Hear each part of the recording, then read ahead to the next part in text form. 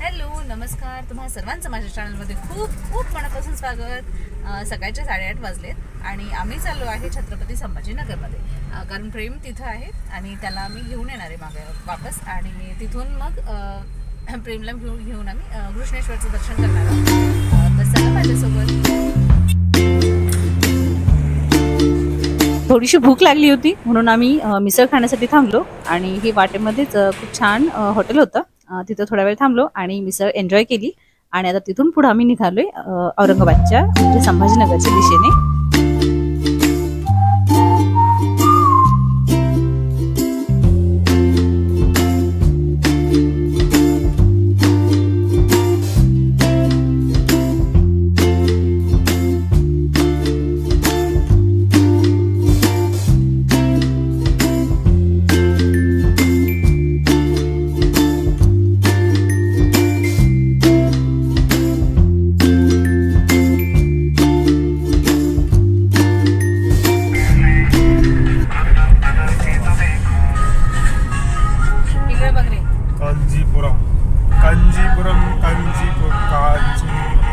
आम्ही आता प्रेमला घेऊन आलोय आणि चाललोय आता घृष्णेश्वरला। वेळ खूप झालेला आहे पण तरी सुद्धा दर्शन करून मगच येणार आहे वापस। दर्शन करून येणार आहे आज, वेळ झाला तरी चालेल। चाललोय आता घृष्णेश्वरच्या दिशेने। वाटेमध्ये दौलताबाद किल्ला लागला आणि पण थांबलो असतो पण वेळ खूप झालेला, उशीर झालेला आहे आधीच, त्याच्यामुळे मग नाही थांबलो। पुढे चाललोय आता घृष्णेश्वरसाठी। इथं म्हणजे किती वेळ लागतोय ते।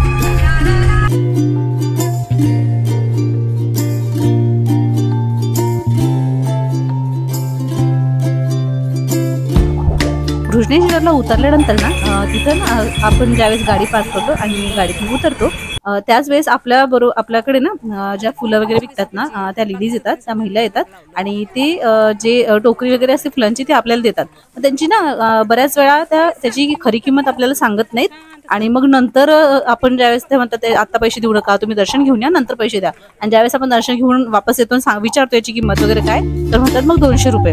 आणि आपल्याला आधी सांगताना म्हणतात नाही फुलांचे फक्त 20 रुपये, फुलांचे फक्त 20 रुपये, असं सुद्धा त्या करतात। असे प्रकार होतात तिथं। पण आधीच आपण नीट विचारायचं की सगळ्या ज्या किमती आहेत, फुलांची किंमत किती आणि त्याच्याबरोबर जे बेल पान वगैरे, चंदनाचं पान वगैरे आहे किंवा जे धोत्र्याची फुलं वगैरे आहे त्या सगळ्यांचं मिळून काय रेट आहे आधी नीट विचारायचं। नाहीतर काय होतं की आपला सुद्धा गोंधळ होतो की 20 रुपयाला एवढी मोठी टोकरी कशी काय असू शकते। मला सुद्धा ती एक महिला आली तिथं आणि ती म्हणाली नाही 20 रुपये ताई, या फुलांची किंमत 20 रुपये। आणि मग नंतर मी पुन्हा एकदा विचारलं तरी म्हणाली 20 रुपये। आणि नंतर मी दुसऱ्या महिलेला विचारलं की याची किंमत काय, ती म्हणाली 200 रुपये। मग मी पुन्हा त्या महिलेजवळ गेले, तिला विचारलं की याची खरी किंमत मला सांगा। मग ती म्हणाली 250 रुपये किंमत आहे आणि मी तुम्हाला 200 रुपये लावते, घेऊन जा। म्हणजे असे प्रकार होतात बरं, आपल्याला ह्या गोष्टी माहिती नसतात। मी असं म्हणत नाही की हे सगळं चुकीचं आहे, पण हो आपली खात्री करा ही नेमकं हे जे पूजा साहित्य वगैरे आहे याची किंमत पहिल्यांदा आपण विचारून घ्यायला पाहिजे की खरंच याची किंमत किती आहे, म्हणजे ना आपली अशी गैरसोय व्हायला नको किंवा आपला गोंधळ उडायला नको। तर आम्ही आलोय बघा आतमध्ये दर्शन करायला। हा छोटू आहे, हा असं नाम लावतोय आणि मंदिरात ना बिलकुल गर्दी नव्हती, त्याच्यामुळं सगळे रिकामं होतं, त्याच्यामुळे आमचा लगेच नंबर लागला दर्शनाला। आणि हे बघा किती सुंदर हे नक्षीकाम केलेले आणि मंदिर जे आहे ना पूर्णतः लाल दगडातलं आहे, लाल दगड आहे त्याच्यामध्ये आणि त्याच्यावरती कोरीव काम केलेलं आहे। आणि या मंदिराचं एक वैशिष्ट्य असं आहे की जी पुरुष मंडळी आहेत ना त्यांना कमरेवरची जी वस्त्र आहेत म्हणजे बनियान आणि शर्ट वगैरे ना त्यांना तिथं काढावा लागतो, हे कंपल्सरी आहे।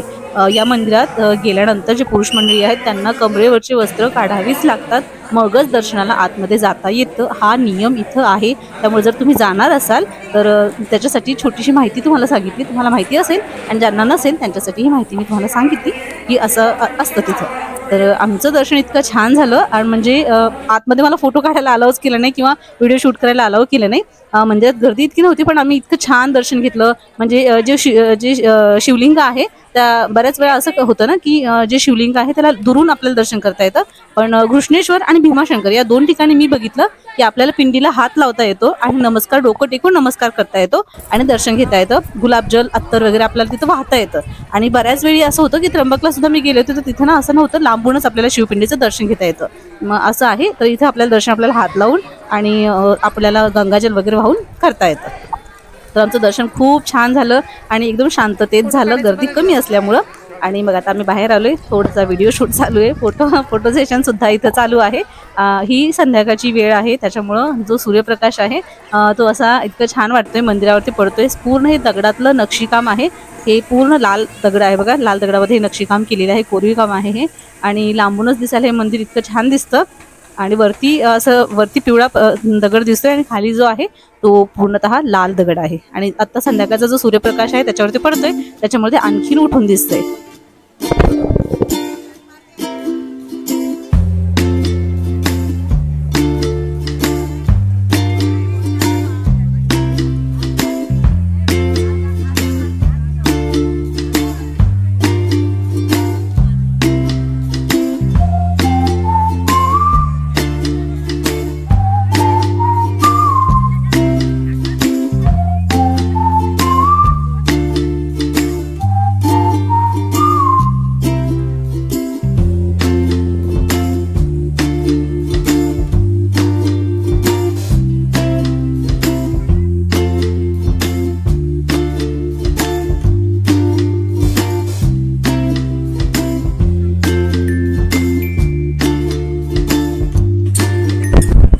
जो मंदिराचा परिसर आहे तो सुद्धा बराच मोठा परिसर आहे.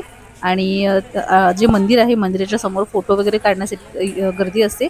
मंदिराच्या तिथं वरती ओटा आहे त्याच्यावरती चढून लोक फोटो काढतात. थोडंसं त्रिशूल आहे तिथं फोटो काढतात. आणि एकूणच काय की मंदिराचा जो परिसर आहे तो छान आहे आणि सगळ्याच गोष्टी साफसफाई वगैरे सगळ्याच गोष्टी अतिउत्तम आहे. इथं रील वगैरे शूट केला मी आणि एक व्हिडिओ शूट केले.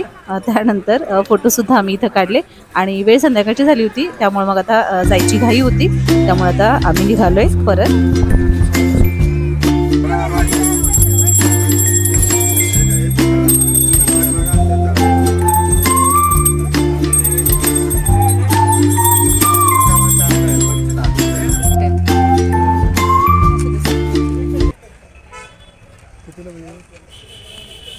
हे काय हे वालं ते कस्तुरी काय म्हणजे ना हे वालं हे कासव आहे ना. हा ते कासव दिसते पण ते असं वेगळंच आहे. याला काय म्हणतात? अच्छा.